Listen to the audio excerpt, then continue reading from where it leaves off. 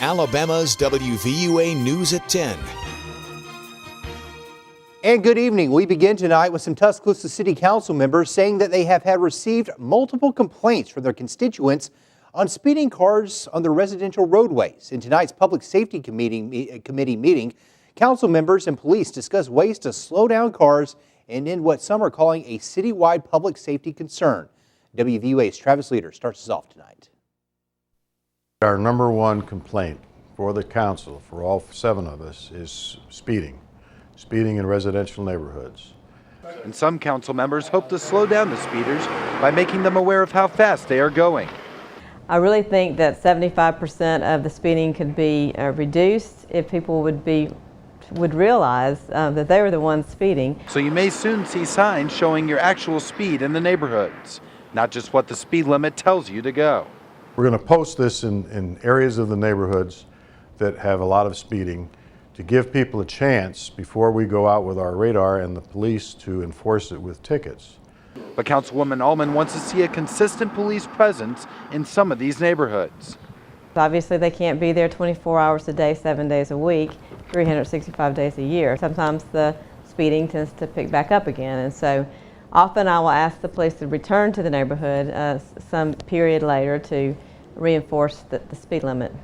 But Councilman Lundell says police need to be there when the most neighborhood speeding occurs. It's in the morning going to school and going to work, and in the afternoon coming back from school and back from work. So that's when we're going to post our officers. Lundell feels it's important to crack down on speeding cars because of the widespread use of residential roadways in the city. Reporting in Tuscaloosa, Travis Leader, WVUA News. And Lundell hopes to transfer money used for speed tables and instead pay officers overtime to try and slow down drivers in some of those neighborhoods. Thank you, Richard. The city of Tuscaloosa is hiring a company to clean the debris out of Forest Lake. The city council approved a $163,000 bid from DRC Emergency Services to perform the job. City officials say April 20th is the likely earliest date when the debris removal process will begin. The job will not only require DRC to remove the debris, Incident Command's John Brook says the company will first have to finish draining the lake.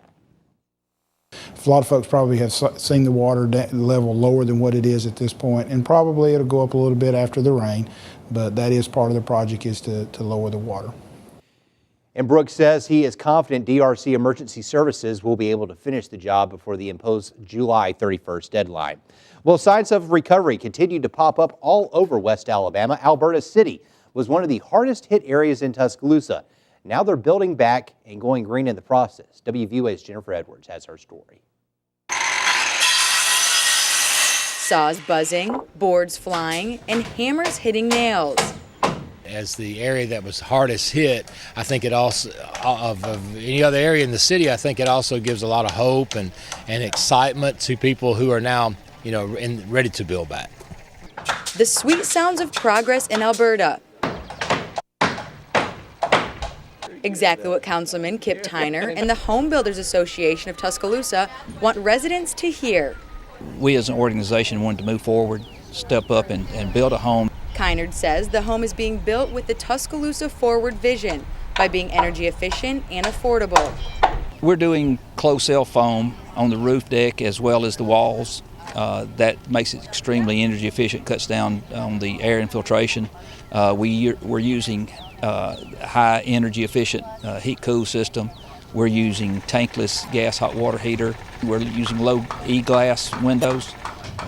All those things combined together makes it extremely energy efficient. Not only will this home be energy efficient, but according to the Home Builders Association of Tuscaloosa, it will also serve as an example for future home builders. We just wanted to do it to let people know that it can be done, that it can be affordable, and we're building it both for the first-time home buyer and anyone who might be interested in a new home in this area. Kynard says the home is scheduled to be finished by June.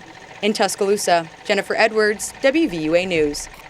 And Kynard says the home is for sale and will cost around $150,000.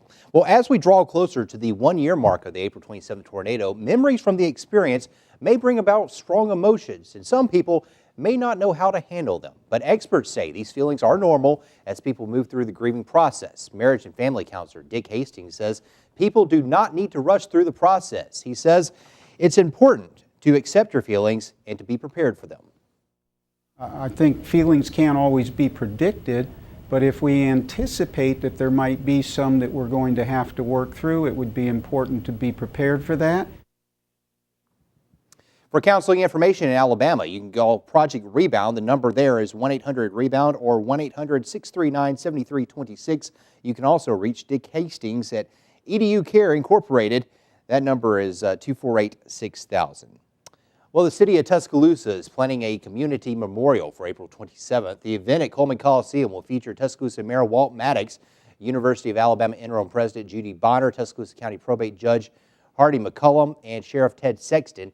The event is free and open to the public, and although the event begins at 5, city spokesperson Meredith Lynch says there is something planned to mark the exact time the tornado started to damage the city.